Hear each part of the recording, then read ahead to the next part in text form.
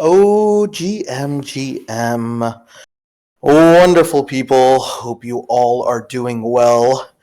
It is 5:30 p.m. I'm still out here in Antwerp, Belgium, enjoying it, having a lot of fun, uh, working a lot. But today was kind of my first time to do a little bit more fun stuff. Went to a museum, got to hang out with a couple diamond holders, which is pretty great. Yeah, their fries are amazing. Some good coffee here, thank God. It's hard to find like Paris. So when I was in Paris, they didn't like doing pour over coffee. A lot of the spots don't do it. They just want to use their espresso machines. I'm a pour over guy, so it's been good. I found a couple spots in Amsterdam, but a lot of amazing spots here in Antwerp, which has been great. Museum was amazing. Like it was crazy, man. I couldn't believe how great the museum was here. It had all these amazing paintings of like local Belgian artists, which was fantastic. And there's amazing Belgian artists, right? Across the board. And then it just randomly had some like hidden gems that I was just super surprised. Like it had one of the largest Dali paintings, other Dali paintings I had ever seen.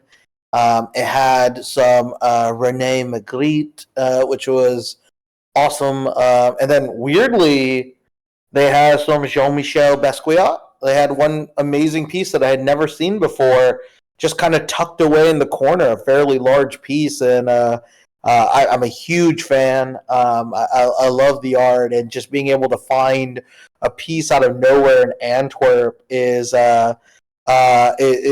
pretty amazing. So I had a lot of fun with that. So with that, it's allowed me to now, really just get inspired, right? I take a lot of photos, find a lot of, a lot of insights, a lot of just moments to treasure. And I think that's where I get really excited, because I'm trying to take all of that passion and bring that into one of the projects we may be working on here at Tribe. And we have a pretty amazing collection of art and pieces and projects to kind of support. So going to museums is probably one of the most energy, like I guess energy creating processes for me. So I'm definitely excited for it. But today we get to have some real fun. We get to talk about the truth of ordinals, and I think that's really what's nice is when it comes to ordinals, we're kind of in a trap, and I want to talk to you about this trap that ordinals has run into. Ordinals has run kind of into two major problems right now. One is like the core problem is that it launched in a bear. So the volume and awareness when it comes to simply put, on anything on ordinals is incredibly low, and the amount of users who've actually interacted with the platform in a meaningful way is generally low, and the history of those wallets is also generally very short. So by launching in a middle of a bear, the weird people who want to like compare metrics between ETH and BTC honestly are dumb people, right? That's not a fair representation. That is like someone who is trying to like, hey, I just started a new, it's like people who want to compare Premier League to MLS, right? Premier League has been around for so long, so many years, so many history, has been a core part of the sport of that region. While Major League Soccer here in the U.S. is relatively young, we're talking 25 years old, maybe 30 years old. I forget how long MLS was created. Probably around 30 years old, because San Jose Clash. And, again, it's not in a market that traditionally cared about soccer or football, right? It's where, when you think about the sports that have traditionally been better monetized, it's fighting against all of those in competition, from basketball, baseball, American football, etc. And if you're going to compare the numbers between Premier League and MLS, of course MLS looks stupid, right? Like MLS looks dumb. MLS might be saved, due to Messi, and we've had, the Beckham run, the Ibrahimovic run, and some of these other, foreign players coming here as well, which has been amazing. But realistically, though, the numbers don't even compare. So it's a false equivalency, right? But that is a problem launching in a bear. You get stuck in that false equivalency, and of course you get one threader puts it out there, it gets repeated, and of course the numbers look bad. But you actually have to value the asset and the network of ordinals way different. Don't compare it to mature markets. Compare it to other markets that are immature, that we're trying to find maturity, and it gets you way, way stronger in understanding whether or not something's happening in ordinals. But because we live in a very short-term market, ordinals is getting hammered, right? There's no other way to say it. Ordinals is getting hammered left and right from every influencer, and they'll continue to do that. So that's problem number one. The second biggest problem around ordinals as well is that they've kind of struggled to build a narrative of value. What I think Ordinals has really done poorly is that what they don't realize is they shot themselves in the foot of overvaluing assets with low inscriptions. This was actually a bad thing to do. This is kind of a very interesting hot take. One of the biggest problems now is that, inscription numbers effectively becoming the source of value, especially if you're under 1,000 inscriptions, 10,000 inscriptions, 100,000 inscriptions, creates these different classes. But to be honest, it's so arbitrary because this is already technology that was fairly well known. The lead between inscription 1 and inscription 20 million is less than 6 months. Is that really a meaningful gap of innovation? Is it really a meaningful way of discerning value between two assets where we're looking the time interval of being only 6 months? I would argue no, it's not. I don't think it's the right way. Does it mean that low inscriptions have no value? Absolutely not. They have some value. But what Ordinals did is they put so much of the conversation on that it becomes this huge problem of then ascertaining, are these even valuable? Because if you look at a lot of the sub 1,000 inscriptions, they actually haven't really done much in the market, right? They haven't really done anything in cultivating the Bitcoin community. And I say this because I know one of these grails. One of these grails is really, BTC Shrooms, right? But BTC Shrooms has an incredibly small invite-only Discord. There's no way they're actually directly supporting the BTC community. There's almost no communications here as well.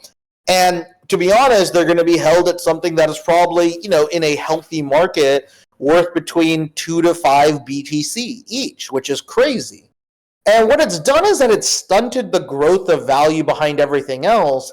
And this has also become the other problem, is that we started to overvalue Satoshis, right? The canvases of the inscriptions. And I think there's value there, and there's a reason why Tribe has used Block 9 Satoshis. But making them the only part of the conversation has made it hard for collectors to discern value. Because now it just comes down to, is it a low inscription, yes or no? And then the question is like, oh, do you have any rare sats behind it? And it becomes a much more fuzzier conversation. So now collectors are stuck trying to understand what is valuable. And if we overvalue the low inscription, the honest truth is, and here's the hot take, most low inscriptions are garbage. Like straight up garbage. These aren't real artists. These aren't real generative art. These are guys who had a side collection that was straight up hot garbage, and they just rushed to inscribe. And that's what's so brutal about this, is that you look at this and like, wait, you're trying to tell me your fucking monkey JPEG here is worth it? You think it's fun that you just fucking made your own version of Punks and did a variation off that, and you're calling this Ordinal Punks? Like, that's it? BTC Punks? Like, that's good?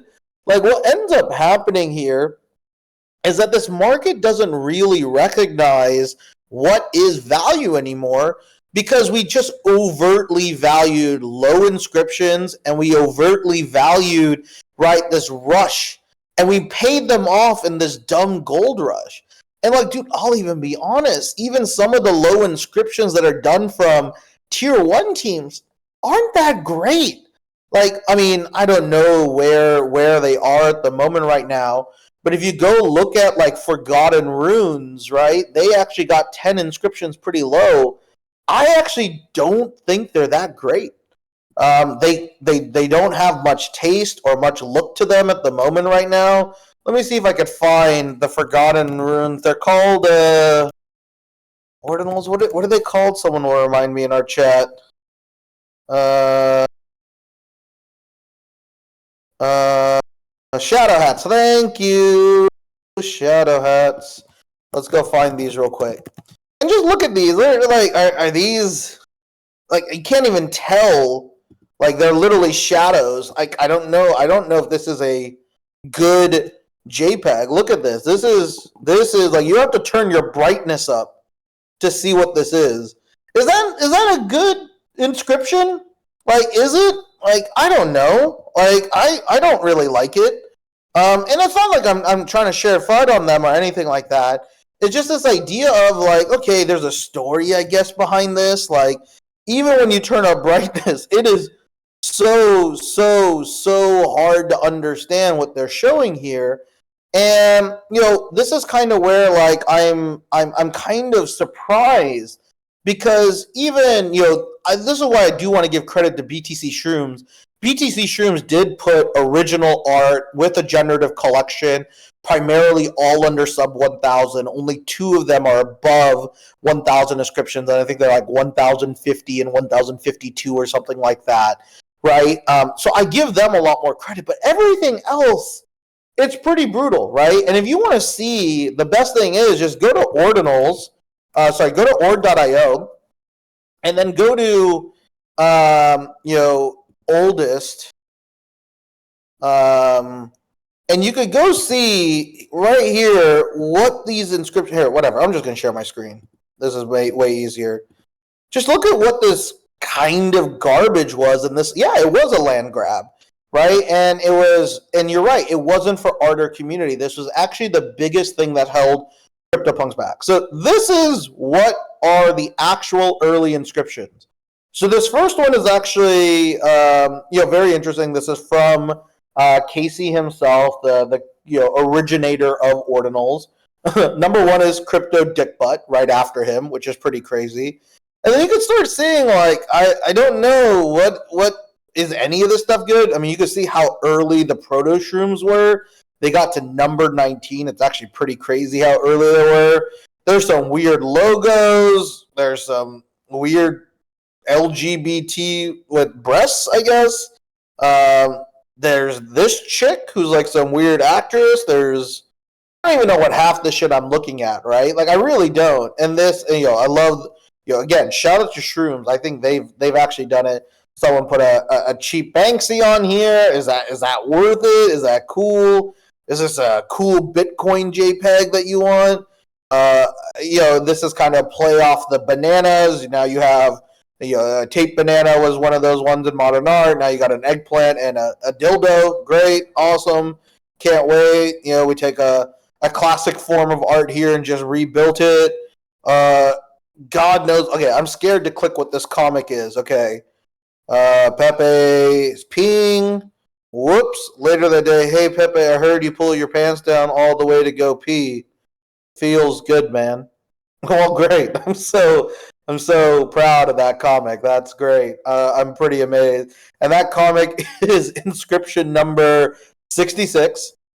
Inscription number 69, with the collapse of the dollar, the government has endorsed an alternate currency. Your monetary worth is now determined by the number of funny pictures saved to your hard drive. I've been preparing for this moment my whole life. Cool, we got some memes here. We got some, I don't even know what the fuck to call this stuff. We got a Bitcoin meme here.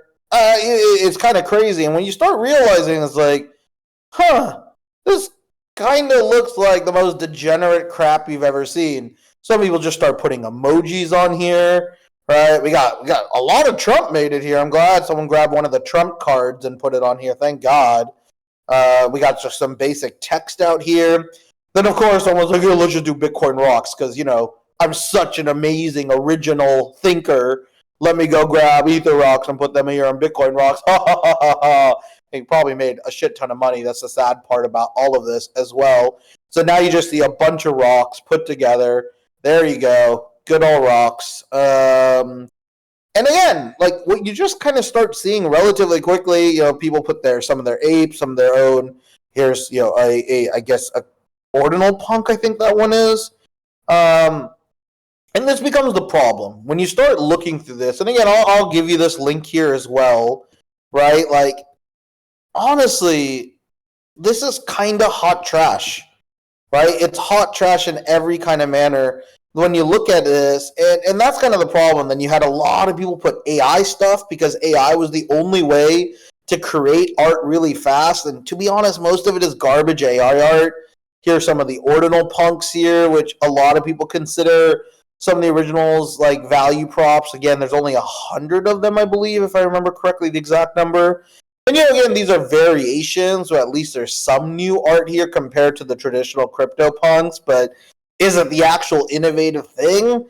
I would hope that Ordinals would want to do something more original than punks. That's why I really want BTC Shrooms to come out, because at least there's a more original feel to it. Oh, we got a Milady here. This is the Ordinals gang from Ordinali here. This is actually original with decent art. I actually give them a lot of credit. And there's only 21 of these, I believe, right? 15, 16, 17. Yeah, 21. So very small collection, but very unique.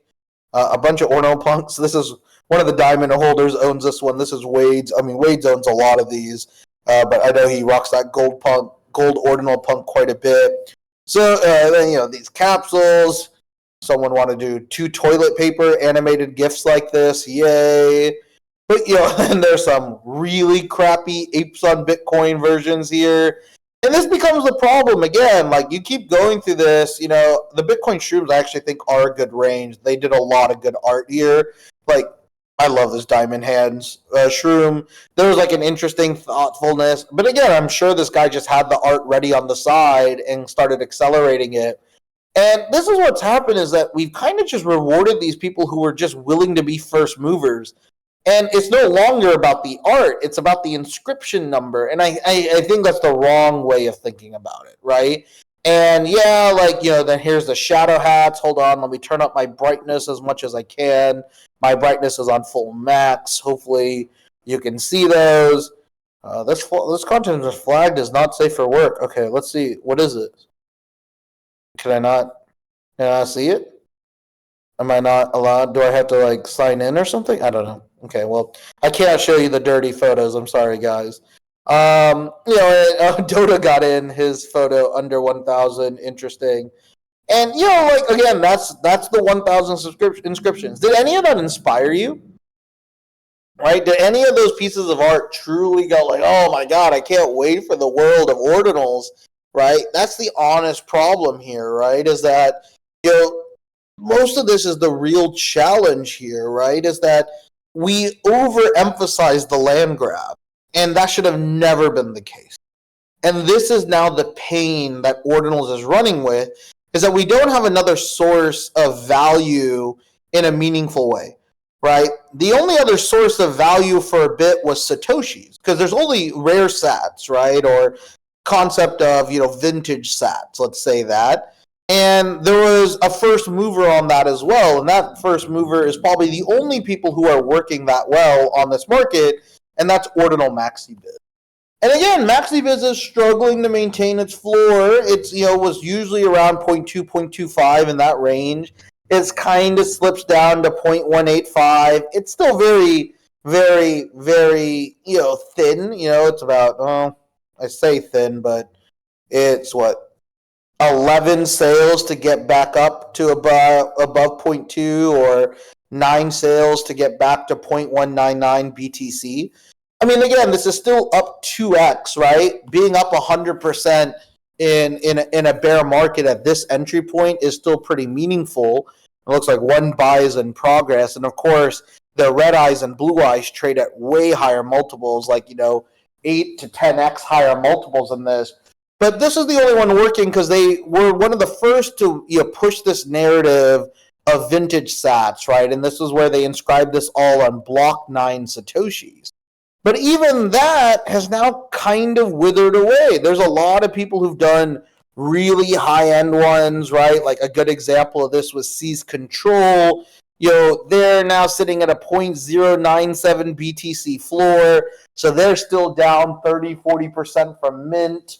And again, they put this all on uncommon Satoshis. These are some of the most difficult, or one of the most difficult Satoshis, and they are all quote-unquote children to a rare Satoshi, one of the first rare Satoshis ever to be inscribed on Ordinals. But as you can see, that narrative of Satoshis and the narrative of low inscriptions is hurting this market.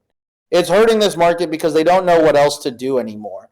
And we're kind of stuck when you look at all these pieces, is that people don't know whether or not there's going to be enough buying power. And this is why BTC is not interesting anymore. And then, this all leads to like the third biggest problem of BTC. No, the most valuable sats are actually called rare sats, Baba. So uncommon is one lower below. There's actually even beyond rare sat, there's a mythic sat. There's actually quite a few different layers to it as well. But rare are the only ones, and I think there's only like 7 mythics ever to be created. Yeah, so it goes mythic, legend, rare, uncommon. That's exactly the structure there from Killam. He's got it right.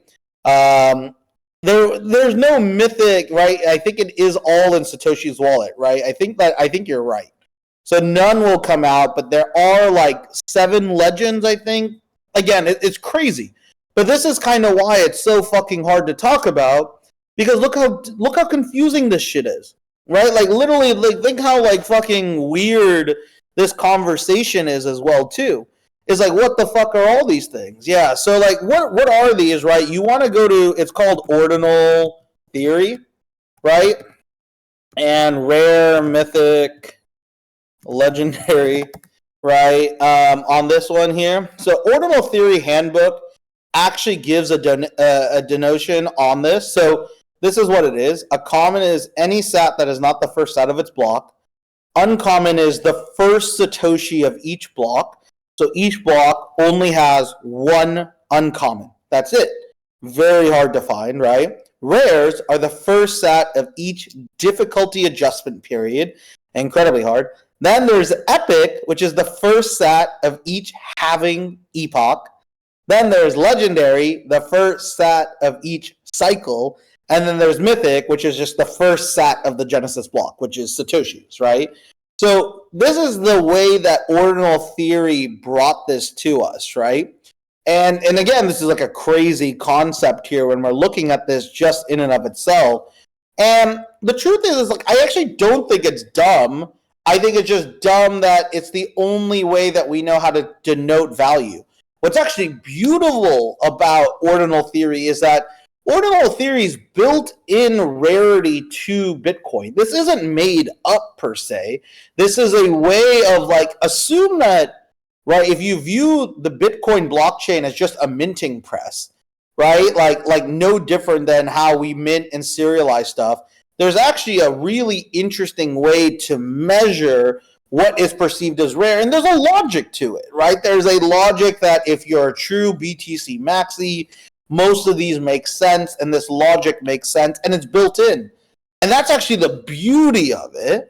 But the problem is this can't be the only conversation. And this is kind of the exact problem, right, when it comes to the third issue that Bitcoin's running into, is they're all stuck in the same problem, right? They're all stuck in the same problem. See, this is where I think ICO Beast is actually totally wrong. He thinks like it's totally made up. It's not made up. It is a definition defined on what Bitcoin is, right? You could view these as made up, but there is statistical relevance for each of the categories that are created.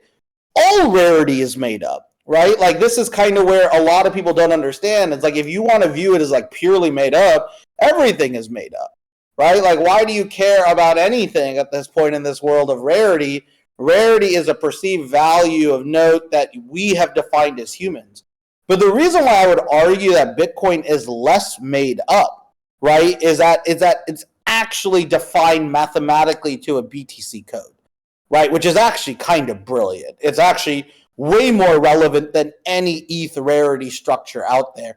ETH rarity provenance is just time. That's it, right? But BTC rarity has another sub layer to it, which I think is beautiful. And if you collected baseball cards and sports cards, it actually makes sense, right? Like, oh, what was the number you wanted about like a rarity, like when it was like numbered to 100? You always wanted 1 out of 100, right? The number one rarity that you would want is usually the first one that got printed. That makes tons of sense, right? And that's actually a huge advantage here.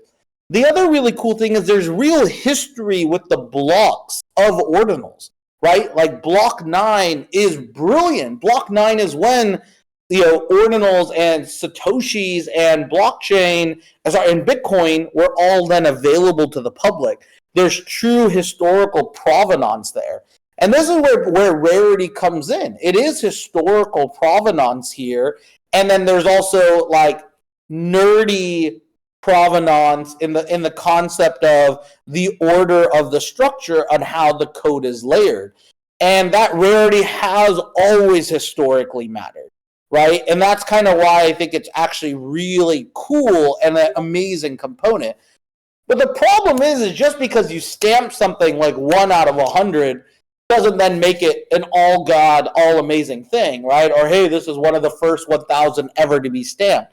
That's not enough. And that's exactly where Ordinals has been struggling. Ordinals is straight up in a problem set where they're all saying the same thing over and over and over again. And it's honestly incredibly boring.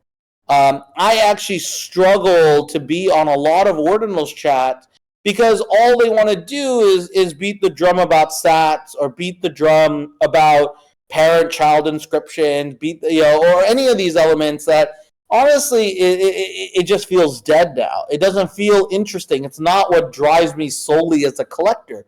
I think it's a cool element, but it can't be the whole conversation. And this is actually where I think On-Chain Monkey is struggling. You can't just keep stating, we're the first, we're the first, we're the first, give us the praise.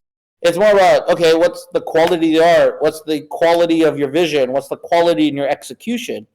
And to be honest, I actually think OCM made a lot of mistakes with Dimensions, which is their Genesis asset of 300. It's not a good PFP art, right? It's not. It's a 3D asset that rotates, and it's hard to use as a PFP, which sucks. Right? Identity does matter in this market. And I think that's kind of where a lot of people are getting this wrong, is that if you don't build for that, you're going to be stuck in some manner where then people have to believe that the tech itself is valuable, but you can't flex as a status. Flexing matters, right? Status matters. These are luxury digital assets in and of themselves. And this is the real truth about Ordinals. This market has failed to drive the excitement and capture the attention of a new market.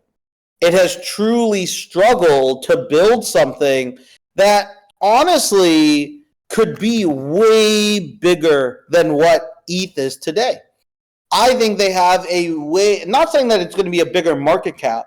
I think BTC has a better acceleration opportunity, right, than anything we've seen before, because of how huge the value of the ordinal network is, the amount of stored value, the amount of market cap.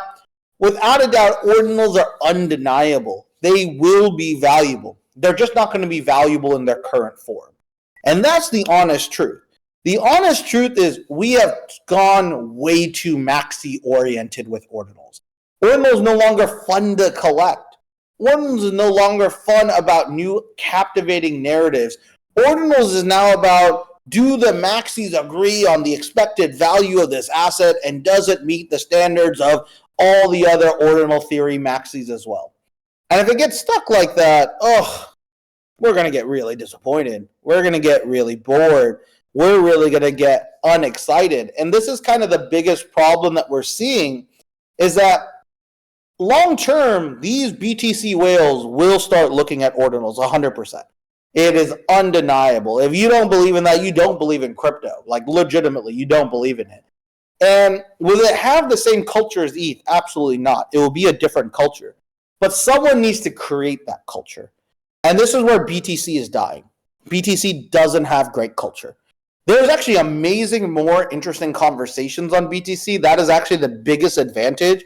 Like, I would rather be on a BTC Twitter space than an ETH Twitter space 100 times out of 100. Right? Shout out to guys like Leonidas, Trevor, ZK, Nullish, BitGod. These guys are way more interesting in the conversations they're holding. The problem that right now is the conversation is stuck. There's no one building anything interesting on BTC. There's no one like actually trying to push the narrative of BTC to something new. If there is, it's probably going to be ZK. I would be betting on OMB if I had to put a position. Everything else is going backward. But what is beautiful is that if you look at just Ordinal Maxi Biz, you'll start realizing that these guys are a true outlier, right? When we look at Ordinal Maxi Biz, let me go back to that real quick. These guys are doing great volume, right? On a 2,000 supply, right? People forget what is 0.185, well, hold on, 0.185 if I don't put that in, BTC to USD. Right, people forget that is $5,000, right? And then if we think about that to ETH, right? These guys are currently holding a 3 ETH floor on a 2,000 collection. Bruh, in the middle of bear? On the middle of bear, these guys are holding 3 ETH on a 2,000 collection? Crazy. That's actually incredibly good, incredibly sustainable, and up 2x, killing it. This is what people don't realize is that this is actually doing incredibly well compared to the rest of the market. And then again, if you realize okay, let's see really quickly, what were the last activity sales? Well, let's see what the last few sales of Blue Eyes and Red Eyes are. I don't know why this is taking so long. You guys want to show me some sales? Come on, show me the sales. Here we go. All right, let's go down. Let's see. Yeah, see, it dipped down to 0.175. They're going to need to bring in new buy pressure, but that's the problem is the rest of the market, there's no one else building except these are the only guys who are an outlier in this market, which is pretty amazing. I'm actually surprised that people are buying OCMs over OMBs. But, it is very unique to see kind of how the market is defining it. Oh, wow. Okay, there's been a lot. Look at this volume, too. Like, the volume on this is crazy good, which is also another bullish side. There are be curious about what is working well. Why did this thing get resold? Oh, someone fat-fingered this for 0.0229 or something? Well, shit, why is it sold 7 times? Okay, so I'm trying to find a Blue Eyes or a Red Eye to see when was the last one sold, and for how much. Why am I not? Has there not been any sold, or did they pull them out of this collection? Oh, that's a good one. Give me a second. Come on, Blue Eyes. Come on. Oh, there we go. Okay, 1.12 BTC, right? But let's remember. What is 1.1? Let's just use that number. 1.1 BTC to ETH. Holy shit, their main collection has a 15 to 20 ETH floor right now. Bruh, 15 to 20 ETH floor. How the fuck we fading this shit? Right? Again, it's small. It's 100 to 200 supply collection. But it's 15 to 20 ETH. Like, I'm really proud of Diamonds being around 5 ETH. But their actual main collection, right, is huge. It's huge. And they did this in the middle of bear. Don't fade this shit. Because I'll be honest, I've been really disappointed in the direction that the collective BTC market has gone to. But I am not losing my conviction when I see this. right? This is kind of what's really crazy is that people absolutely believe in guys like ZK. They absolutely are getting this organized BTC whale holder than anyone else. And this is kind of why it is brilliant on why we should all be paying attention to ordinals, right? You guys might think the art is crap. You think this is crap, bro. Like, I think 95% of ETH stuff is crap. You really think that the art on Bored Ape Yacht Club is good? Fuck no. It's not. It really isn't, right? Most of this stuff is actually more garbage than we realize in the quality of art. And this is again the problem that we run into in this maxi game is that a lot of people like want to compare the quality of art. Dude, 95% of ETH is garbage, right? Garbage. Yeah, it doesn't make it better, but what you don't realize, Free, is that you're arguing a moot point. It's called a non-unique point, right? Because we never cared about the art for PFPs. PFP art quality is not an actual variable that we care about. So what it is that we do love hot trash. So it's not even a point worth bringing up because what you start recognizing is that half this shit is crap. Don't get me wrong, Tribe's trying to build across this, right? We're really excited that Tabula Rasa is not crap, right? We're really excited that, Ether is not crap. We're really excited that, Lost Realms and Reapers are going to be amazing pixel art. But this whole market has been crap. We've all been lying to ourselves thinking that this art is art. God damn, we dumb as fuck, right? Is that like what it is that it is. No, man, the argument isn't strictly about art. I understand what you're saying, Free. Don't get me wrong. But the problem is that you're using it as a detractor to devalue the asset, right? Don't use it as a detractor. Recognize that everyone's in that quality. If we want quality art, we wouldn't be going after most of these assets. What is my favorite thing to do? Let's go to OpenSea real quick. Oh no, let's go to Blur.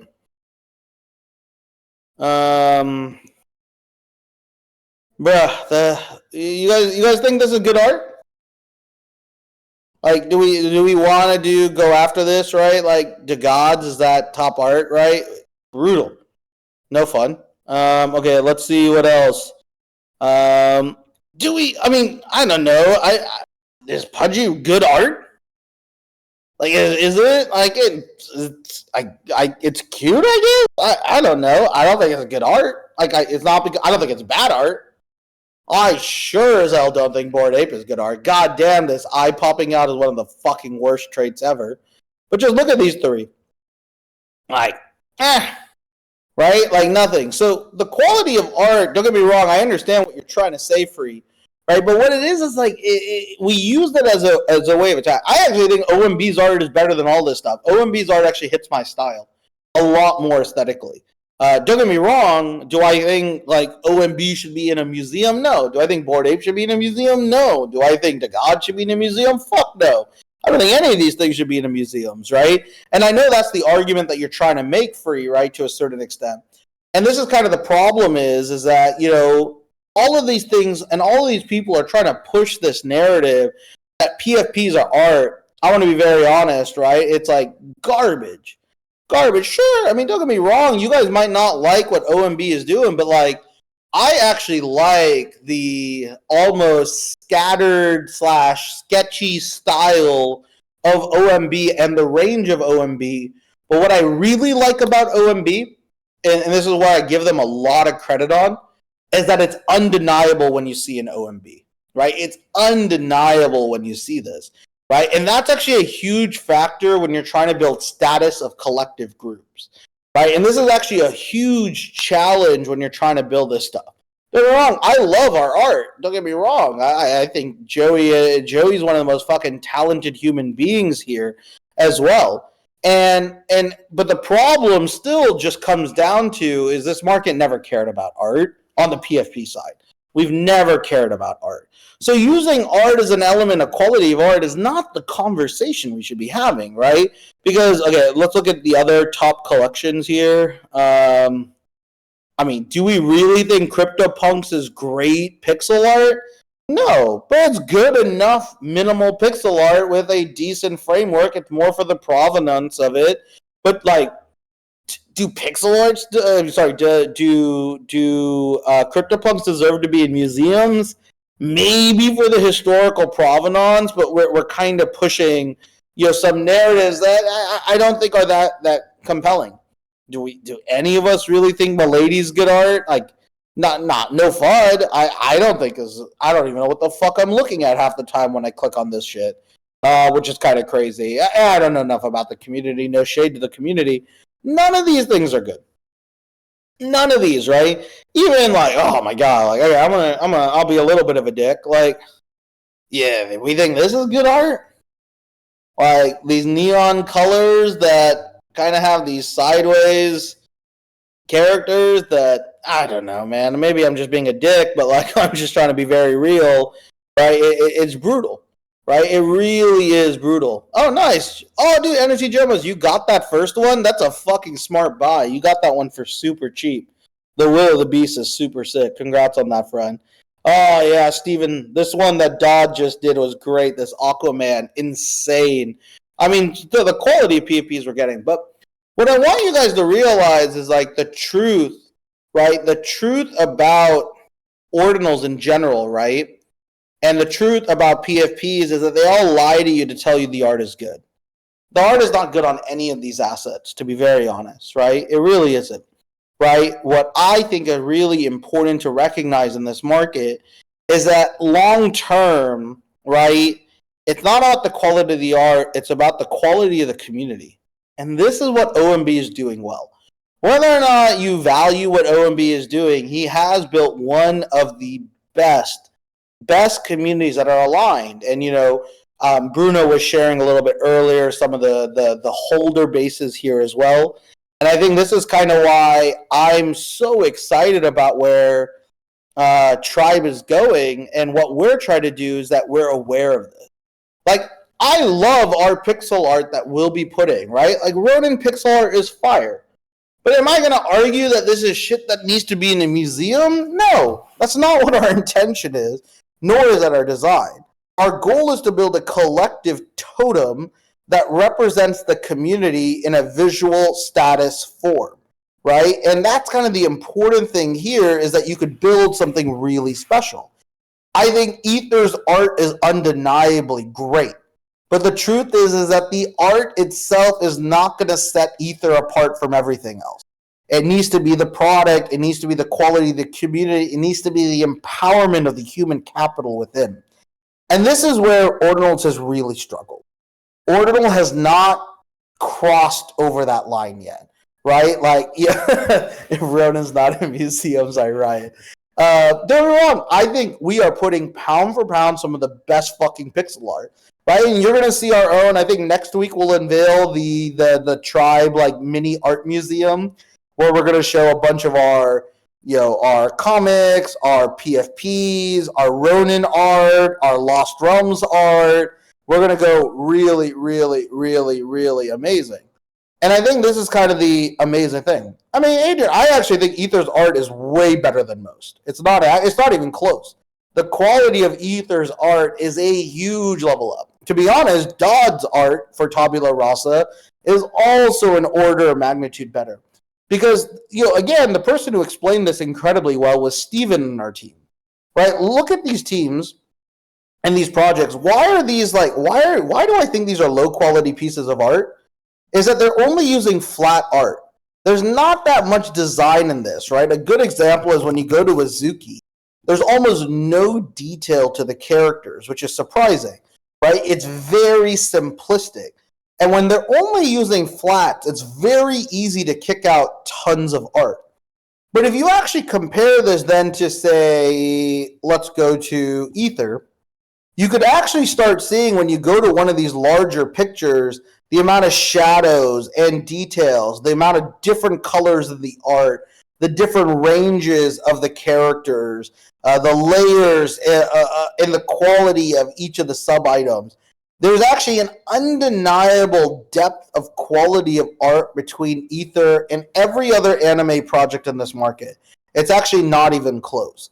Does that mean it makes it undeniably better?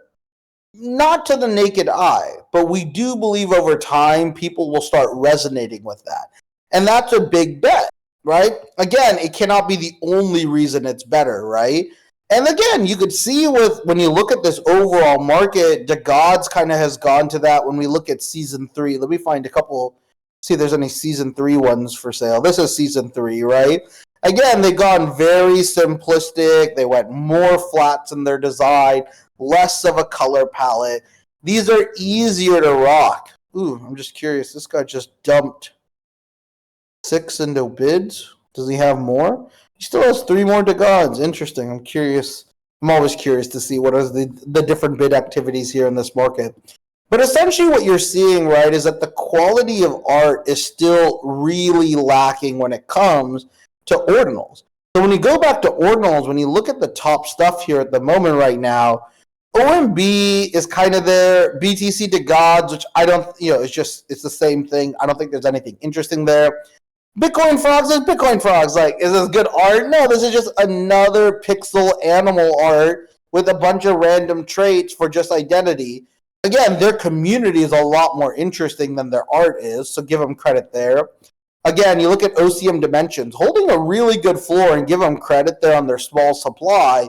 But again, this is not a PFP, and I think OCM has struggled because they went so purist with their design. This is a technology showcase.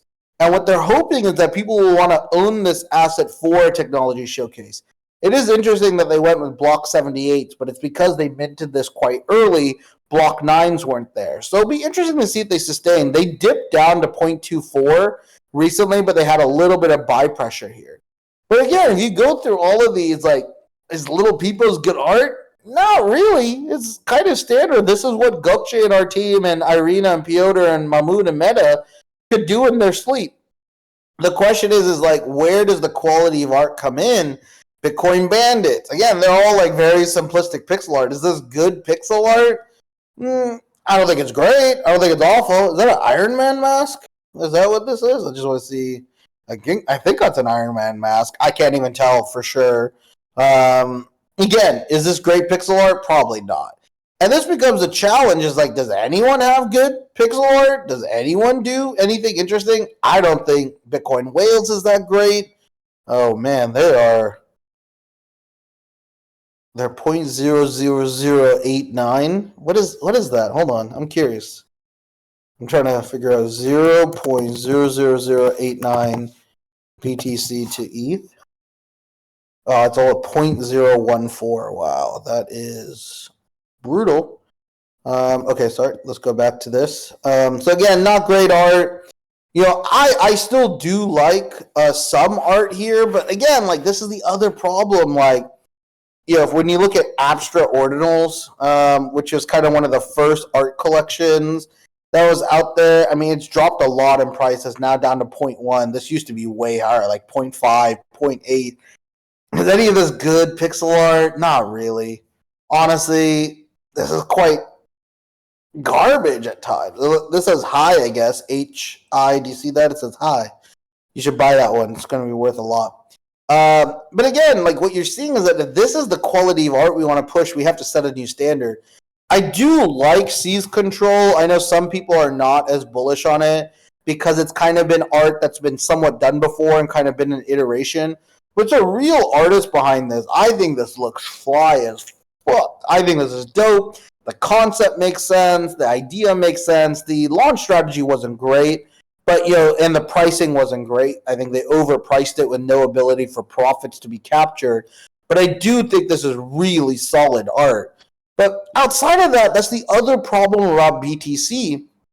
It's so hard to put quality art out there in this market because you're limited on the file size, right? And I think this is kind of why we then need to figure out how do we push these boundaries. And again, this is where Rodin, I think, does have an opportunity to shine.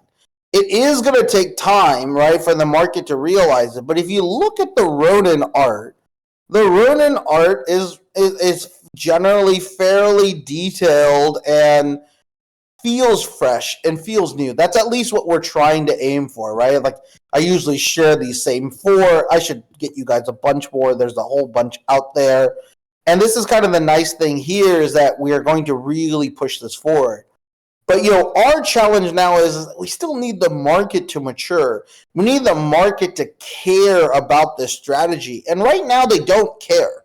This is the hardest part, right? And you're right, Alcagelso. That's kind of the problem here, right? Is that we correlate quality of art based off floor price, right? And it's true. That's why, like, Bored Apes are amazing. Yeah, they're 100 ETH, right? But, like, they don't feel fresh. They don't feel different. And that's kind of what we're really trying to, like, solve is, like, how do we make these feel fresh and different?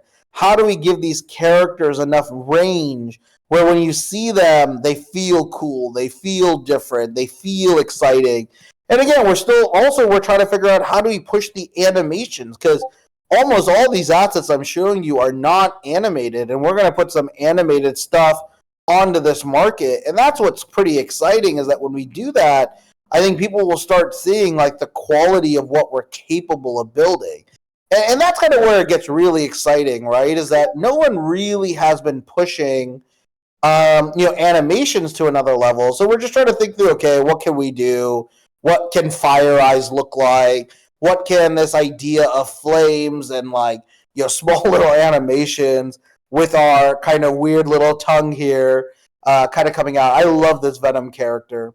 And this just feels different. It feels exciting. It gives some of the best product experiences out there because they feel different. We still got to figure out some of the backgrounds, but everything is done. We're going to let diamond holders change this, right? But our biggest challenge still in this market is, do anyone care about ordinals? And the honest truth is no. No one cares about ordinals in a meaningful manner that can allow a new entrant to take over overnight. It would require a lot more work. And don't get me wrong, we're down to put in that work in certain levels. But at the same time, right, it's the same challenge that we're trying to figure out is this market healthy enough to sustain? Is this market healthy enough to bring our characters in? I mean, again, when we look at, like I love showing, the black, white, gold. I mean, all these ones are sick. Here's orange. I don't know. I'll just share these ones for now. When you look at our Genesis, like that are already straight up, already minted and inscribed, these are fire. We think these are incredibly beautiful pieces of art that maintain their look. They might give a small little warning of seizure warnings because there is a small blinking light in one of the eyes, which we've intentionally done. It's part of the storytelling here as well. And this is kind of why I love this, is that we know we're building some insane quality. We know when this comes out to the market, it will be undeniable. But we need the market to also be somewhat undeniably healthy. It doesn't mean that we have to be for a bull run. That's what a lot of people forget in this conversation, right? We need to put way more out there, right? We need to put way more in the growth here. And this is kind of where, like, we need to find an ability for this market to value us more than something else. So again, we've done all the right stuff. We have parent-child inscriptions, right? We have all of these will be on Block 9 sats. These will all be fairly low files with animated art, right? And this is kind of where we have some really fun ways of designing and building this out, is that we can actually put this out in the market when it's ready. But this market isn't ready for us. This market isn't ready for us on ETH or Ordinals yet, which sucks. This isn't what I want. I want these markets to mature. I want these markets to grow. I want these markets to be healthy. But the truth about Ordinals is we're stuck. We're stuck in this narrative that has led to a very, very stagnant market. I think you are going to see new opportunities arise But I do not believe that Tribe should be the first to go out in a cold or ice cold market. We don't believe that's what we're trying to create this and build this out as, right? We don't need to be the quote unquote first mover. What we want to be an early mover that delivers value, right? And an early mover that is ready when a current is forming. We don't want to be late to that current. But that's the beauty of what we're doing is Tribe already has this stuff ready, right? So what is the truth for us is that Rodin will go when the market just gets a little bit of stability, current, and healthy narrative. And we're still supporting the market. We're talking to these guys. We're going to actually continue to be on these stages and spaces. Every time I come on stage, they're willing to listen to me. I'm connected to all these guys like ZK, Nullish, Danny from OCM, Trevor, Leonidas, Jameson from Seize Control. We have all these people already in our network, which is so powerful, right? And this is what I need to now figure out is when does Ordinals start breathing? When does Ordinals actually truly give us a chance to survive? And when we feel that, this is where Tribe will really move fast. We aren't going to miss the boat, right? We just need to know that there's a boat worth getting on. And this is the challenge. This is a real challenge for everyone in this marketplace. Is that are we going to be sustainable to be able to build something where it's not just about getting this out, right? And quote unquote minting fees. Because one of the crazy things we're doing at Tribe is that we have this pact, we have this honorable oath that we are giving to users where we're going to protect their paid mint, meaning that there is a way to be able to ensure that you're only minting something that holds the perceived value you seek. So if we're doing that, right, it means that I need to make sure that this market is sustainable to do it, or we as Tribe are taking blind risk, right? And we are not trying to take blind risk. We're trying to take healthy, smart risks, right? And this is kind of where Tribe is so different. And we're working hard because if we step back from this Ordinals truth about this problem of these narratives, and again, I'll start shaking up the Ordinals narrative a little bit later as we start seeing just a little bit of volume injection or a little bit of excitement in the overall market. But what we are seeing as well, and this is the other last truth, is that the opportunity is most likely going to have to come to ETH first and then flow down to Ordinals. I do not know if Ordinals can bring their own volume and own interest on the as an outlier to ETH. I thought that could have been the case early on, hence why we built this hedge of a bet, right? And that's what Rodin is. Rodin is a hedge on the market, right? But what we have recognized here is that, yes, we could have maybe raced to a launch, still minted out, and still be above floor. But I don't want to just be above floor. I want to roar. I want to build something that there's so much demand on our small supply. Guys are good at some fucking Photoshop skills here, which is pretty hilarious as well. I love it. Oh man, I can't wait till I get this statue. It's getting fired up and will be shipped out to me next month. I'm actually pretty excited for it. But yeah, I mean, this is kind of what the truth just generally is that we are waiting for Ordinals to mature. We are waiting for ETH to get healthy. We're okay waiting. Because I am not building for the market of today. I am building for the market of tomorrow. That is what we are trying to do. I am not here to extract the last fucking dollar that is left in this market. I want to build the next sustainable value that grows the next market as well. The market of the future will be 10x, 100x healthier than it is today. And because of this, we will be able to have a way more sustainable opportunity. That's why when any dumbass comes into our Discord like, why haven't you minted?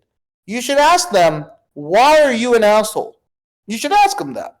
Why are you trying to jeopardize the health of this business for you to have short-term profit? Why would you ever recommend anyone to mint in a market that is this bad? Right? Like straight up. Because they are an asshole because they do not care about any sustainability in this market. They don't. These are the reasons why. These are the people who killed this market to zero. I'm telling you. These are the people who keep extracting over and over and over again. These are the people who believe that when they get a whitelist, it is their right, not a privilege, right? To be able to take that money, take that asset, take the money, and never look back again. Fuck those people. Fuck those people directly.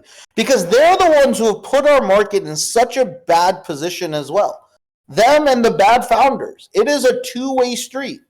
This is the problem we have, and this is why we started our Monday conversation around why we have conviction. We know what we're building for. We know what we're trying to do. It is not anything short-term. I do not value a short-term thinker. I do not value a short-term strategy. I am building for a market that is sustainable tomorrow, and that future market will come. That future market will be healthier. Will it be as large as the first wave? No. But will it be 10x healthier than where we are today? Absolutely. That's why Tribe is still going, right? That's why Tribe is still creating content.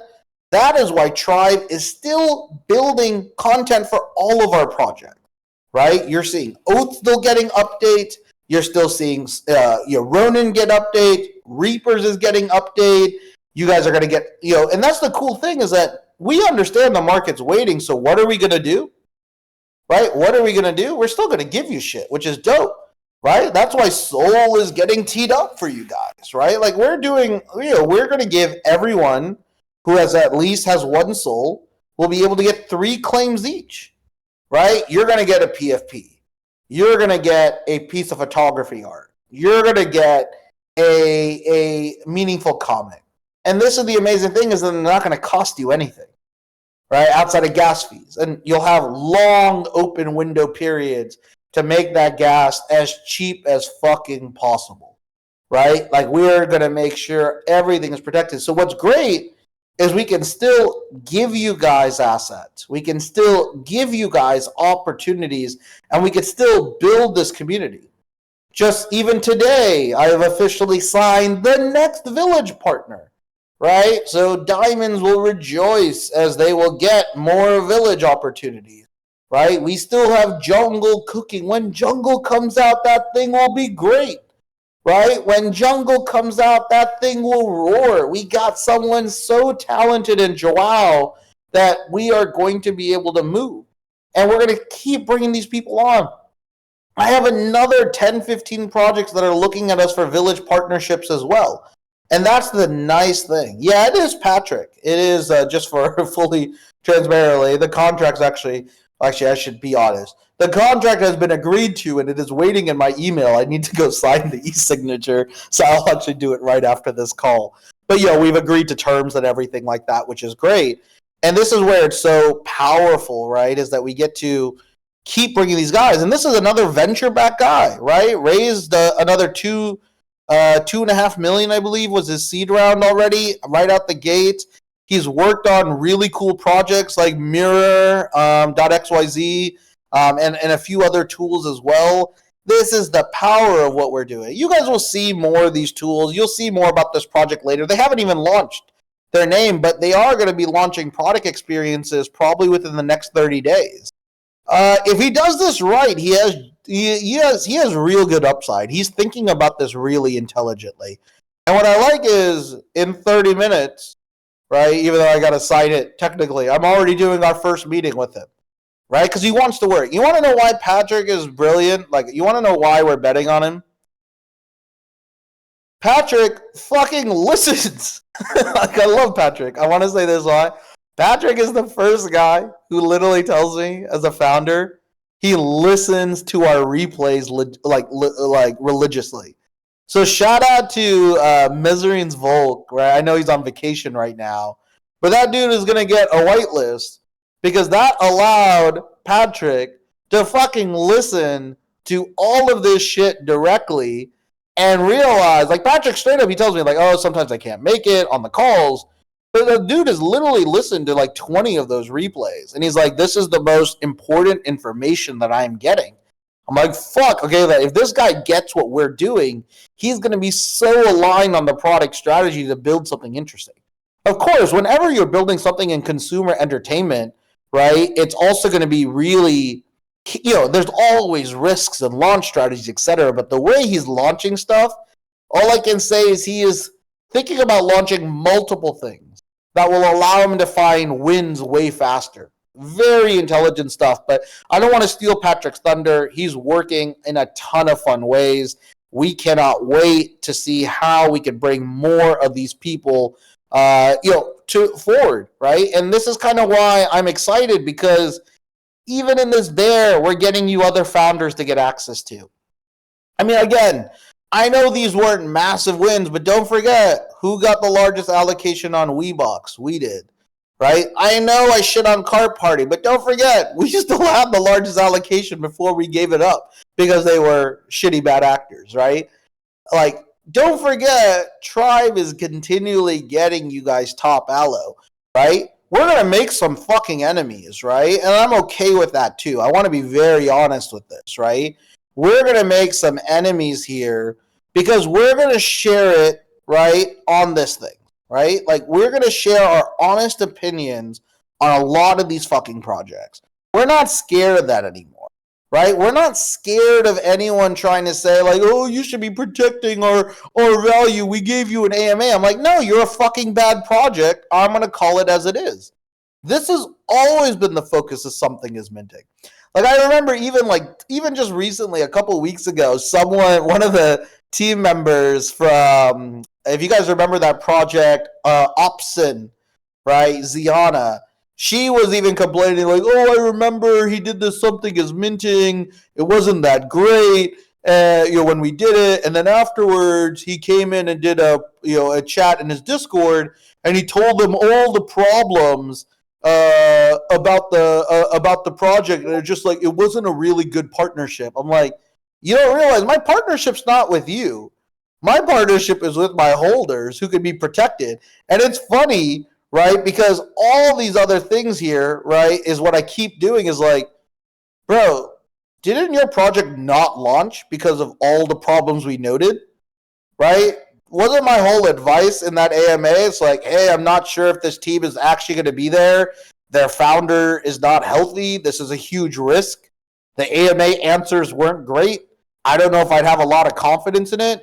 And then she forgets to leave out the fact that they canceled the project and never minted it at all. Like, they straight up, like, didn't even give, like, they're not even waiting. They just straight up killed that project, right? And it's crazy because, she wants to leave that out. I don't care. I was like, when I heard her comments on that AMA later, I was just like, oh, so you just told me I did my job correctly. That's all I heard, right? Like, that's all I heard. And she's like, no, they should have done partnerships with us. They should have given us whitelists. I'm like, why would I give you whitelists when I'm giving you an audience of 400, 500 people? What was her largest AMA? It was with us. What the fuck are they saying? But this is kind of the other thing. Yeah, Opsin was part of the Llama family, right? And again, like, they don't want to bring that stuff up. And this is kind of where you're going to see is people are going to conveniently cut parts of the conversation to drive their fucking narrative, right?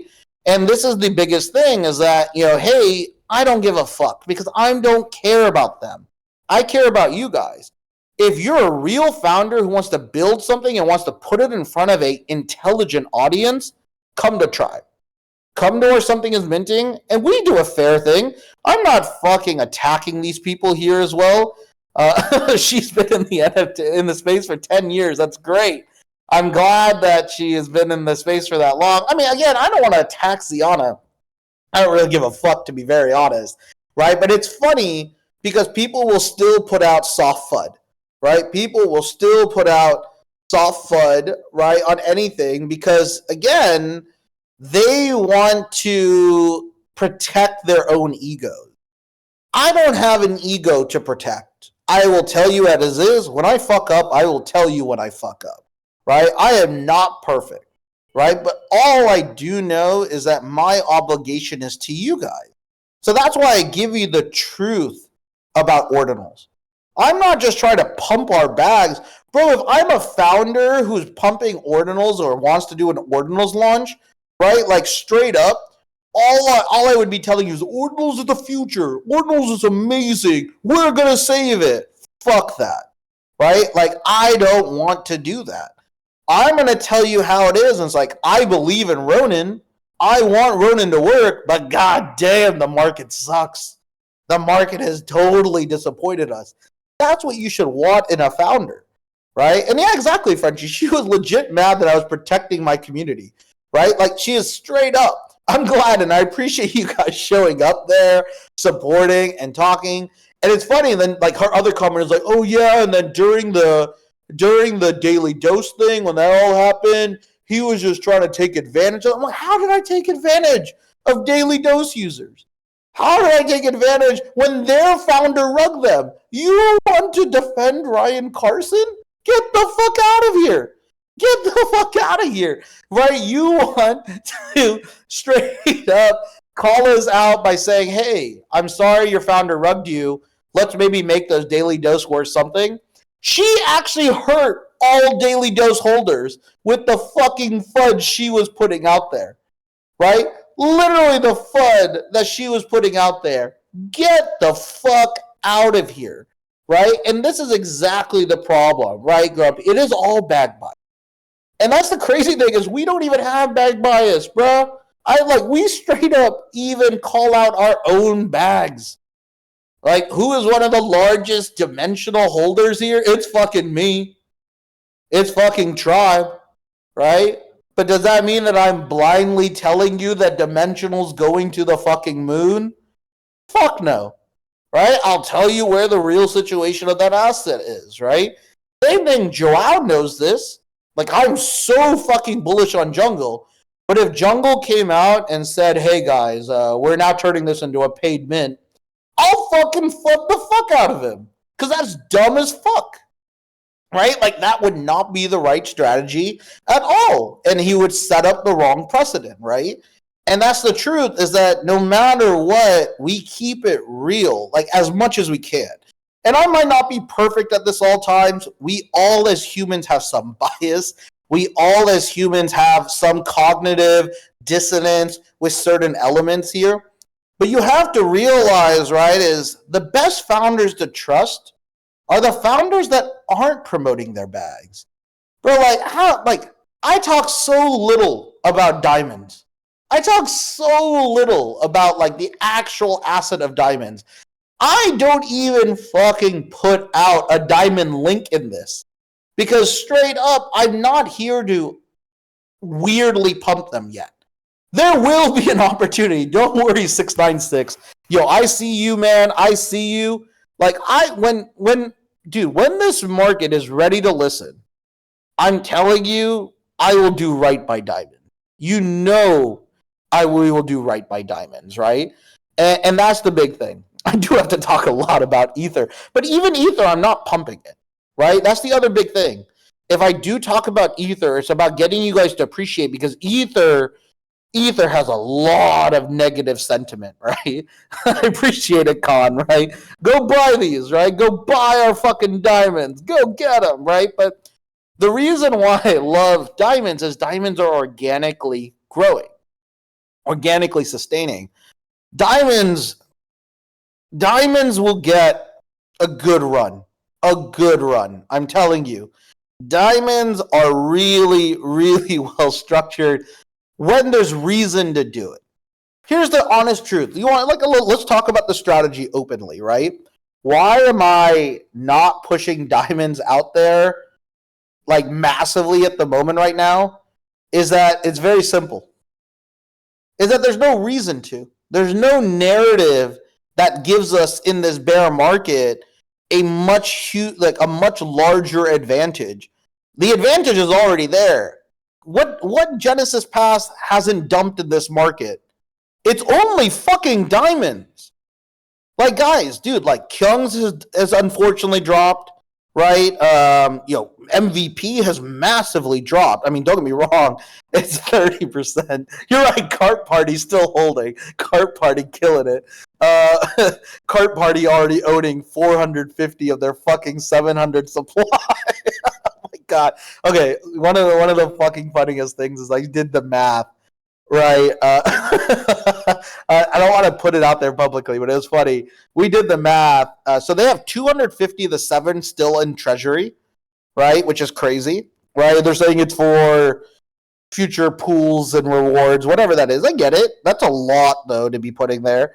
And then based off the wallets that we deem are either new or quote-unquote washed wallets that are buying, we believe, based off the numbers, that they now own a total between 400 to 500 of their supply, right? Which is crazy, right? It's crazy. Like, if you actually realize how much of the supply they control, or these quote-unquote new wallets that have never done anything else, pretty easy to pump that shit. And you know what's crazy? Hold on, let me see if I can show this stuff to you guys here. Where's my Cart Party at? Oh no, Cart Party! Okay, like, you want to know when it's bad? Okay, you want to know what is the worst sign? Hold on, let me just show you this. Oh god, I promise you, this isn't like straight up fun, but it's more just like, look at the data. Oops, not upload. I want to share my screen. Give me a second. Right. Don't get me wrong, give credit that they're willing to buy back. I don't know why they're just not being honest of it. Okay, guys, when do you ever see a floor price and a top bid this close? That usually means weird manipulation, especially for a project this early, right? And then what's interesting is there's almost very little being sold into WETH bids. They're just straight up getting bought. And again, let's do our favorite thing. Let's do our count to see, right, what is happening in this market. First of all, why did this person buy at 0.9 when there was others listed below? I'm interested. So this person, primarily 99% of their net portfolio is either Matrix or Cart Party. Interesting. They also have Porkers. I don't even know what that is, but great. So probably not a real wallet. Let's go to the next one. Oh yeah, they only own Cart Party and Matrix. 99.9% of their wallet is on this front. Again, not great. Let's keep going. Next sale. Come on, let's find a real user. Oh, this person only owns one Cart Party. Hold on, let's see how long this wallet has been created for. When was this wallet? I should probably just go to Etherscan, but whatever. Let's drop this here. One sec. I'm sorry. I just want to see if there's any activity. Collected. When was this wallet created? No. Activity. Show me activity. I just want to know what this wallet's done. Oh, this wallet's only bought. This is the only thing this wallet wanted. It's like, I'm gonna open a new wallet, just fucking buy some Cart Party. Okay, cool. Let's keep going down our list here. What else? What else do they got? Okay, we went through the first 3. Let's go to the 4th one. Maybe this is a real wallet. Come on. Nope, only Cart Party. Okay, let's go to the 5th wallet. Further down, let's go to C1B, SMB. Oh, they only have 2 Cart Party.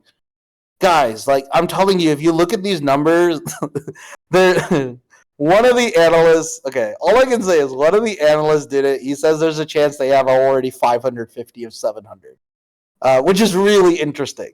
So let's go. Let's see this last one from the last 24 hours. Only owns Cart Party.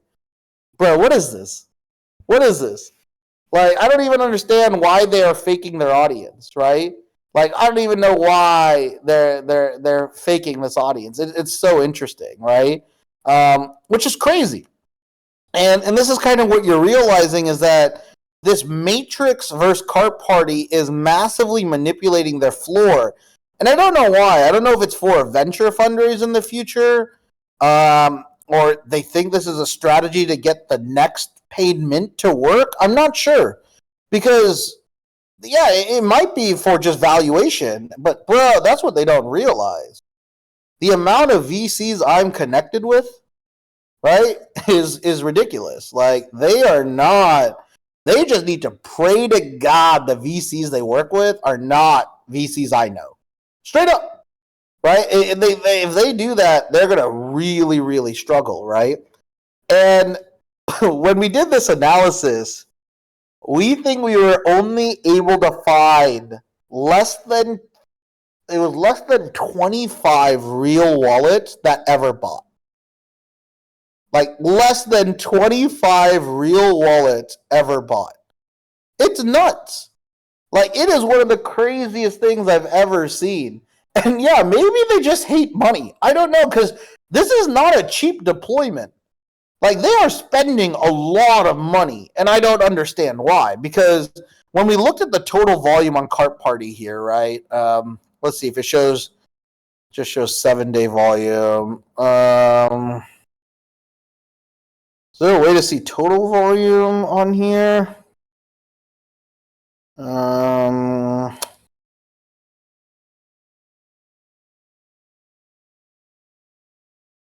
It doesn't show total volume. I'm curious, what is total volume on this here as well?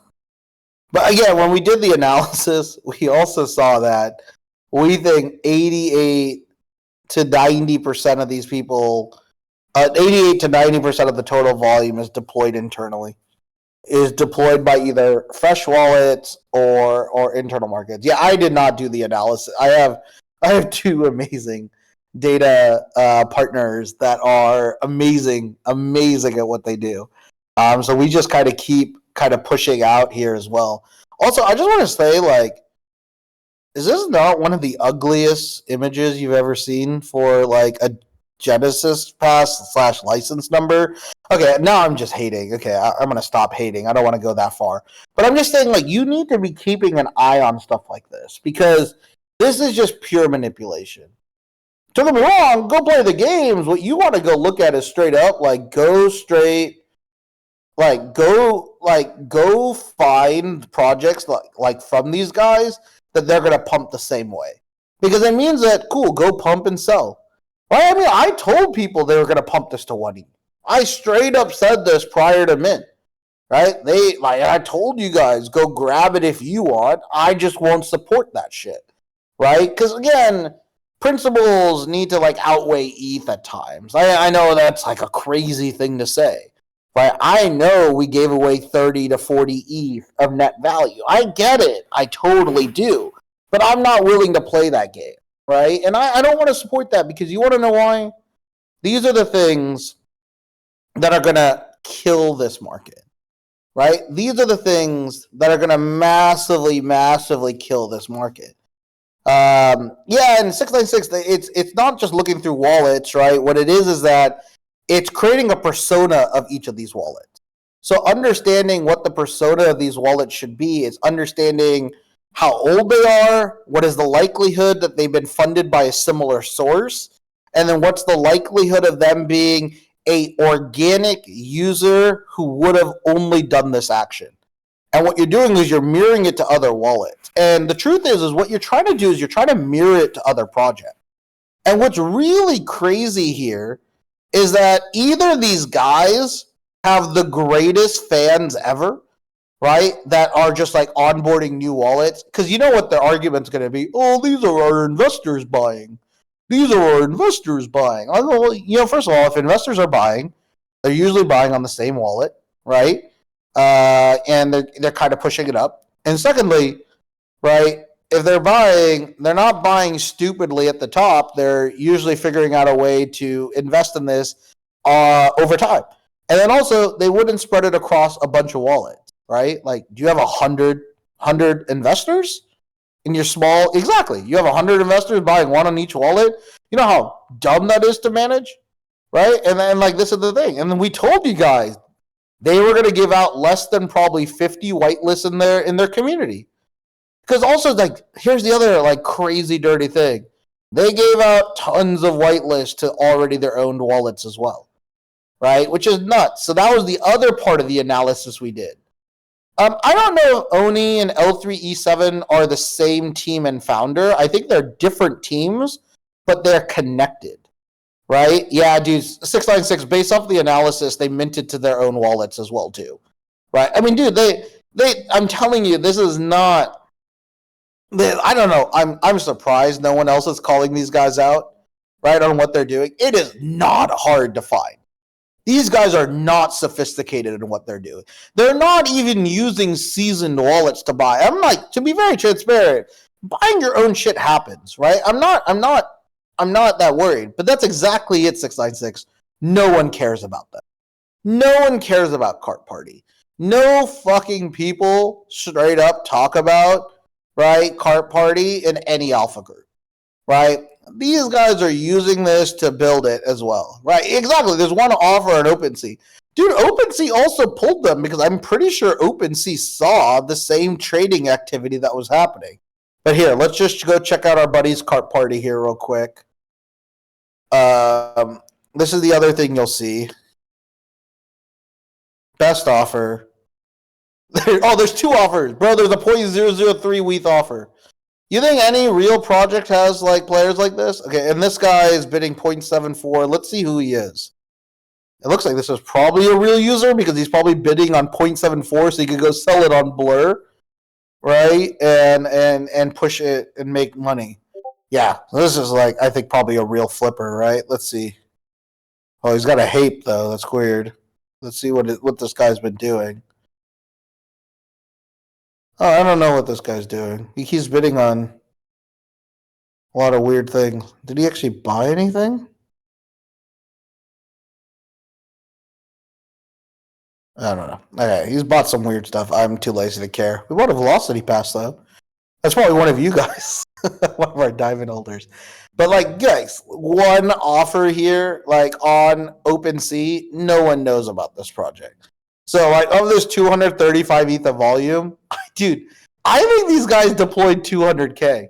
Oh, sorry, 200 ETH, right? Like, straight up, right? I think they straight up deployed 200 ETH, which is nuts. That means they deployed $340,000, $350,000. Like, they have money. I just don't understand the logic in their strategy. I really don't. And that's kind of what you also want to, like, keep an eye on here in this market. Something's kind of weird.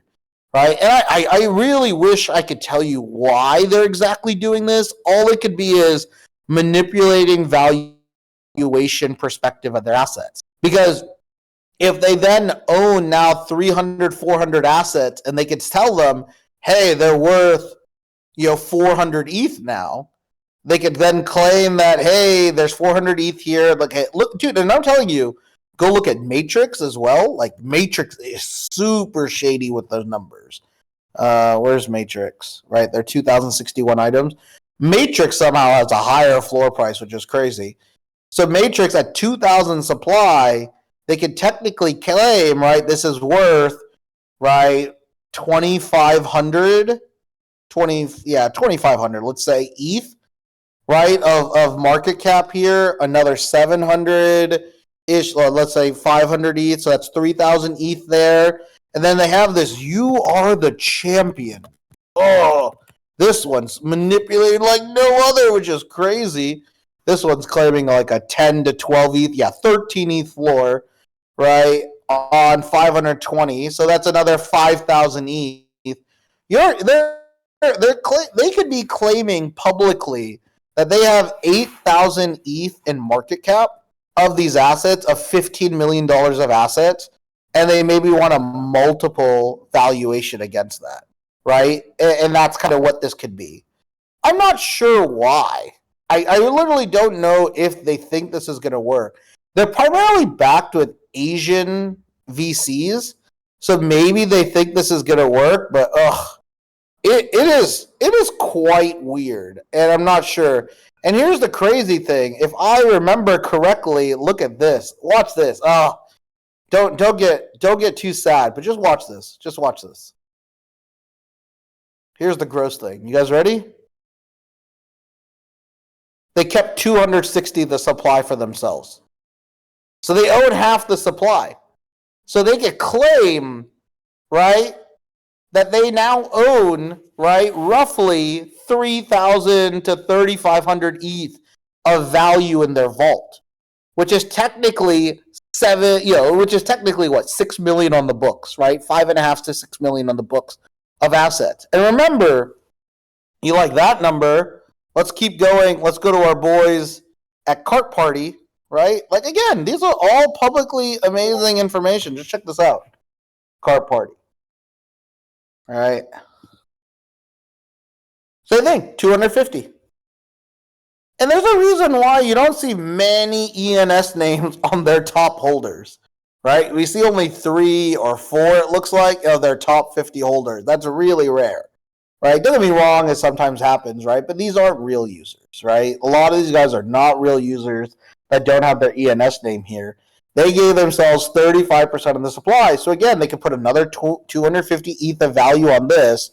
But don't stop yet. Let's see what... I actually haven't clicked on the Matrix one in a while. I'm curious what their holder one is. Let's go. Let's see this together, guys. We'll be friends together. Let's see there. Okay, so Matrix looks like it's a little bit more distributed. I don't know. We probably have to go look at... Hold on. Let's go copy all these. Let's go find out together. All right, what is this at? What is this account holding? I'm assuming just the wallet. Oh, so this one owns 13 You Are the Champions and 66 Matrix. This guy really believes in this company. Cool. All right, let's go to the second wallet. Which one do they have here? I'm telling you, and they're all... It's so easy to see this. Oh, so this one... Wait, what? This one only has Cart Party? What happened to all the... Oh, I grabbed the wrong one. Sorry. I have to grab this one. This guy only owns Cart Party. What kind of wallet only owns Cart Party, bro? You know that shit's there. So this guy only owns 61 Matrix and 33 Matrix mission links. Owns nothing else. So that's the second largest Matrix holder. Here's the third largest Matrix holder. Let's just do these together. Have fun. What else does he own? Oh, he literally owns only Matrix. I'm super glad. This guy really wants Matrix all in his life. I'm so glad these guys are so bullish on Matrix. I should DM these guys and see if I can get them to buy 55 diamonds by themselves. So this guy owns 9 You Are the Champions, 50 Matrix, 1 Degen tunes, and 2 detonated tunes. So again, 99.9% of his quote-unquote ETH value is in Matrix. Okay, great. Let's see this top address. Bro, these, literally, you could just go to Matrix top wallets, and I guarantee you these are like the guys that are holding it. Oh, thank God this guy at least owns 1 Digidaigaku Dragon to make this feel real. Oh, and he's got a Clonex here. So great for him. But again, 99.999999% of his ETH value is in Matrix assets. Amazing. Bro, this shit's garbage, bro. This is kind of what you're seeing, right?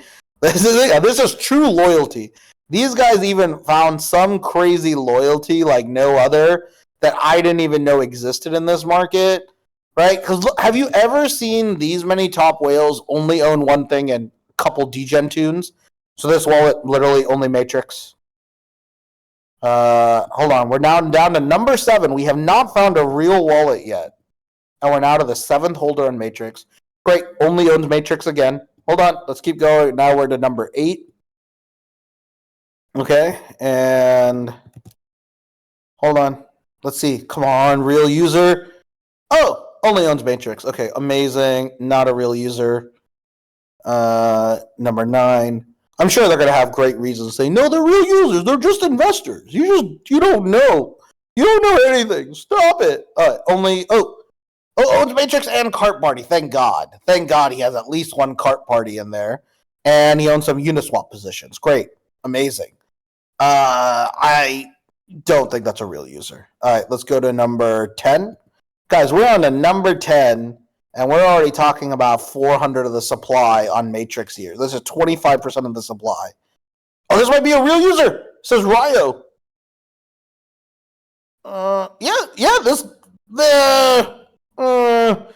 This might be realish.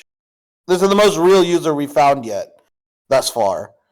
And 99.9% of his value still is only in Matrix or You Are the Champion. Maybe he's got 6 Genesis at least, and he's got 6 Ordinal Wars. But this might be the most real user in the first 10. What the fuck, right? This is what you're realizing here is that, you're just realizing this market is just getting manipulated. So you also have to pay attention to this because these guys are straight up sharing with you that they have no problem, straight up telling you on here as well. Don't. Oh my god. Source Saint on Killam's post. Goddamn. I mean, I don't understand what they're doing. Right? It's pretty hilarious what's happening, and then they get mad at me to have the audacity to ask the question of what the fuck are these holders? Like, does anyone not want to have an answer on this front? Right? Which is pretty crazy. But again, this is not something that is new. These guys are just lazy at doing it. They're not even. There's services that will buy your floor for you, right? These guys probably didn't want to pay that extra 10% on that cut, so they're just like, you know what? Why don't we just open a new wallet and keep buying? Yeah. That sounds good. That's a great idea. No one will be suspicious of a wallet open in August 2023 that ends up buying 13 cart parties. That sounds cool. But no. 13 on one account? No. Let's say it's 13 separate investors and they each buy one on a brand new account that does nothing else. Does that sound cool? Yeah. Brilliant. That was, I think, the board meeting. I think that was the board meeting right there. Right? They're like, this makes tons of sense. Right? And this is kind of why I think this whole market is hot trash. Right? Because when you have these conversations, like straight up, just between us and us 500 people here, Cart Party's now blocking us from their other products, right? Anything that Matrix has touched, anything of the Matrix investors have trust, they're blocking us from those conversations. But we cannot get Oni, we cannot get L5E7 or whatever the fuck the name is for that. But I'm cool with that. Right? Because in the end, I'm not playing a dumb game. I'm not playing a game that are trying to manipulate our holders, right? And this is kind of the other thing, right? Is that, the market is pretty bad. Yeah, couldn't they really have given Allo because they had to buy the assets from themselves, set royalties low and just wash it all? It really isn't going to cost them as much as you think if they're selling everything themselves. That's exactly it. Yeah, and that's the exact real reason why they weren't giving Allo. Remember, you're exactly right, Frenchie. Remember, when we were talking with Cart Party, they first agreed to give us 50 Allo. And then you know what they said? They said, our investors said that's too much Allo to you. Why? Why the fuck would your investors have anything to do with your allocation? Right? No, I do. I actually think their investors probably actually told them that. No, to be very honest. Because what their investors are saying is, exactly, right? Frenchie knows. Because that's 25 ETH that doesn't come back during the wash. They are literally paying us off. Right? That's what would have had to happen. No, Frenchie's exactly right. And I straight up asked him, I was like, why are your investors a part of this allocation? He's like, that's how we do things. I'm like, if a fucking investor straight up told me how to do my allocation for a project of a seed company, I'd respectfully tell them to fuck off. Right? And this is kind of the interesting thing here in this market is that they straight up use that language. Our investors said you can't have that many NFTs. Right? And if you put it 2 and 2 together, it's exactly what Frenchie notes. Is that, oh my God, right? Like, why weren't they willing to give us that much? They realized, oh, we're going to have to buy this back from them. Why do that? Why don't we just mint those to our wallets and wash this shit back and forth? So the real question we should actually be asking, how many people did they actually give Allo to that they had to buy back? right? And that's the other thing, is that even though there's 230 ETH of volume, the question could be that they probably only had to put out maybe 50 to maybe 100 ETH of that, because maybe they actually minted a lot of these to other wallets. So that's another part of the analysis you can do, is analyze the wallets who did get whitelist, right? And we started doing that. I honestly don't care anymore. I just bring this up because I'm also interested in data. Like, I literally am. I'm very intrigued to understand where this is going. And for us, like, is it worth more of our resources? No, man. There's a lot more analysis that we can be doing, right? And this is kind of the important thing, is that this market is showcasing, and this is where I hate this, because then, do you know how many people have come back in to our Discord like, hey, Cart Party succeeded, why don't you mint? Fuck you. Cart Party's a lie, right? It's a straight up lie. Why would you want anyone to think through that? Get the fuck out of here. This is the other problem. It's telling other founders that, hey, maybe there's enough life, you're just not doing it right. Look how good we did it. Dude, fuck them, right? You want to go look at this shit? Go look at Cart Party's numbers, bro. Have you guys looked at, what is it, Car Boom? I don't even know. Car Kaboom? I don't even, first of all, is that the worst fucking Twitter handle? What? I don't even know. Does anyone know what their Twitter handle means? Car Boom?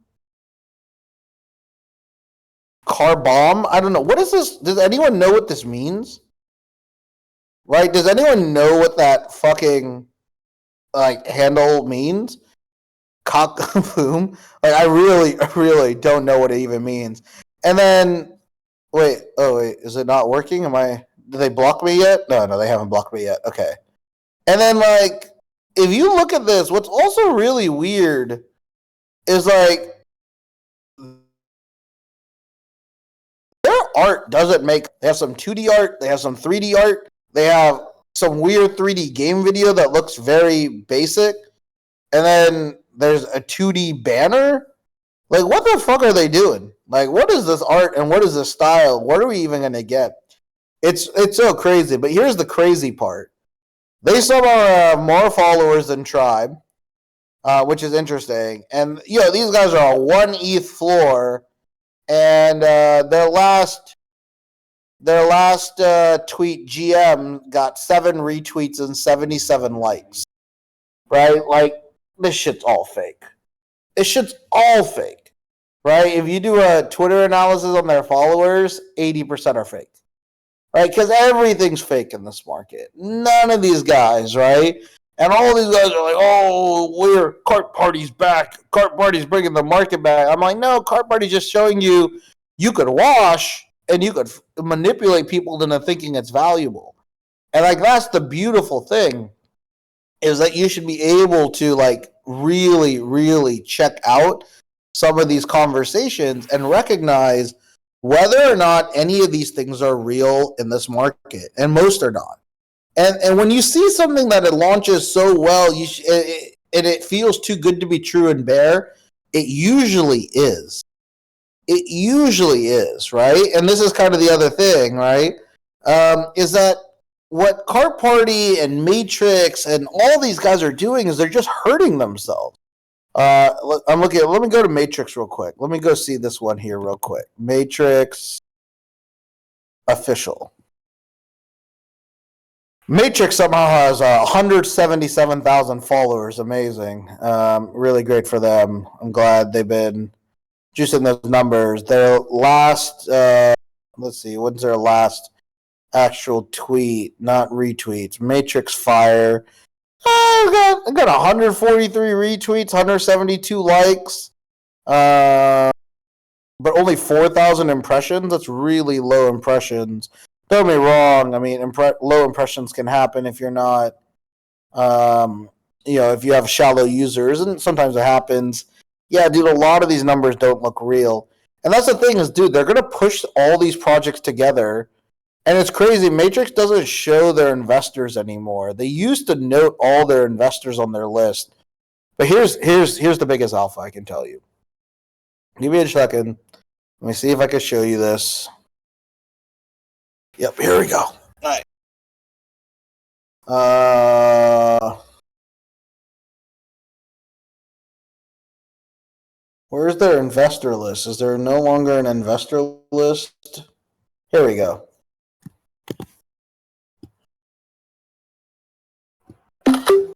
Oh, one sec. Gonna share it with you guys here. No. Oh, my Discord. Man, Discord does not like when I have 500 concurrent people in a room. Come on, Discord. You can do it, baby. You can make it. There you go. Now, upload the photo. You can do it. There we go. All right.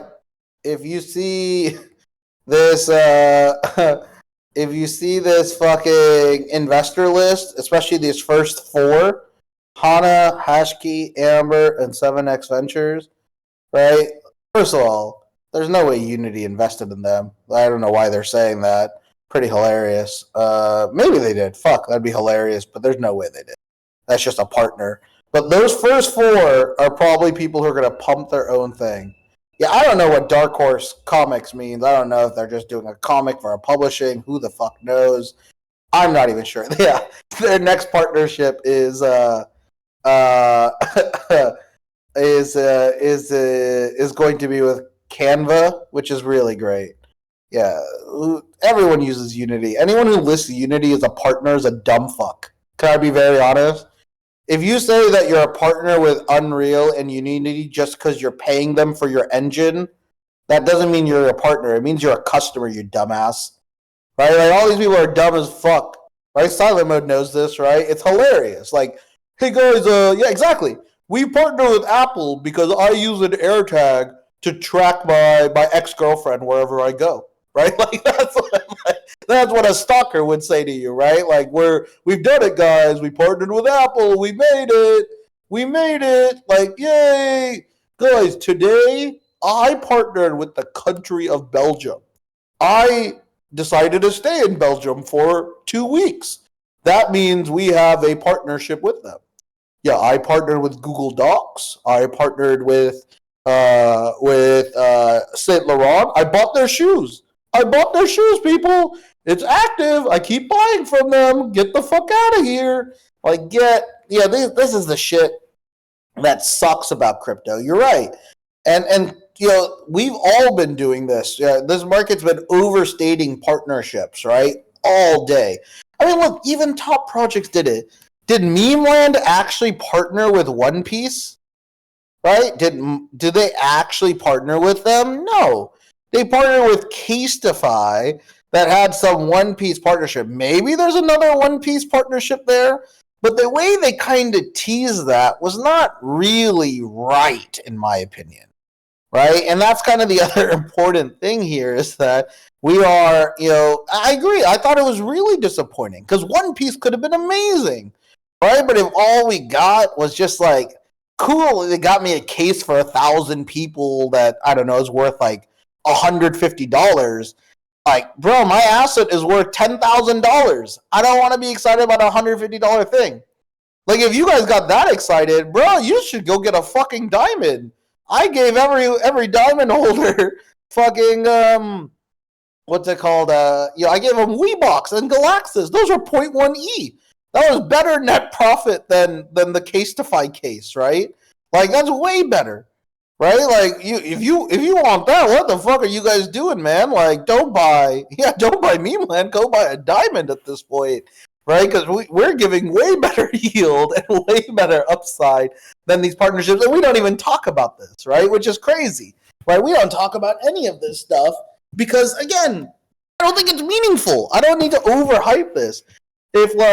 If people realize how much yield diamonds have gotten even through a bear, right? If you minted for 1 ETH, you were fucking golden, first off, right? And if you come into secondary at 2 or 3 ETH prior to dimensionals, you're very good, right? And if you come in recently, you are stacked with opportunity better than anyone else in this market, right? And that's kind of the important thing, right? Is that we want to keep giving more of this upside to users, right? And our holders. And it becomes a challenge, right? And that's the other really important thing is that I want to make sure diamonds are also an accessible price point, that they're not overtly pumped, right? And don't be wrong, there's going to be buy pressure on diamonds.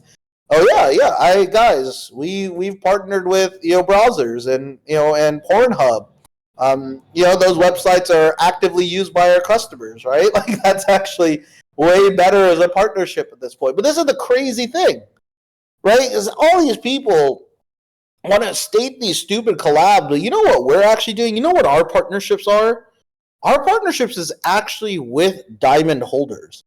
Like one thing people do not realize is that we are in the process of launching 3 to 4 co-businesses with diamond holders, right? Individual diamond holders who are skilled within a vertical, we're helping them actually get to a product market fit test. That's actually one of the biggest advantages for diamond holders as well. And we're a soft alpha. I don't want to say we're an alpha group per se. That's not what we are trying to do. We're trying to figure out how do we keep putting better value here for each of our users. And this is where Tribe does scale. Tribe does get significantly better in this market. Oh shit. I think I'm supposed to be on a call. Hold on. Did I just blow through my call with this dude? With my first fucking partner? Hold on. I just realized I am blowing through my fucking call with one of our partners. I need to leave. I need to go fucking talk to him. I forgot it was at 7. I am 20 minutes behind. Hilarious. Not a great way to start a partnership. That's on me, guys. I'm going to let you all go. Thank you all for hearing my fucking random rants here. I definitely do need to bring Flowers Grumpy. Good idea. I hopefully Patrick's around here and he'll forgive me, but I'm going to go ping him right now. All right, guys, we'll chat with you later. Bye-bye now.